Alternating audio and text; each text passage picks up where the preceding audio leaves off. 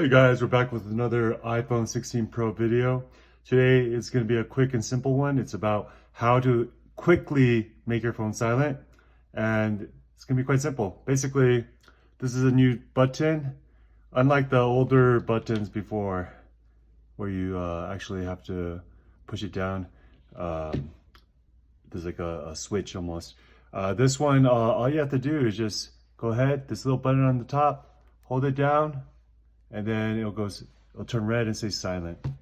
And then if you want to turn it back on, all you have to do is just hold it down again. Or I'll demonstrate. It'll say hold for ring, so then you can hold it. So in case you're in the theater or something, you don't even have to look at your phone. Just go ahead, feel for this button. There's 3 buttons on the side. Go to the top one, click it down, and then wham, bam, silence.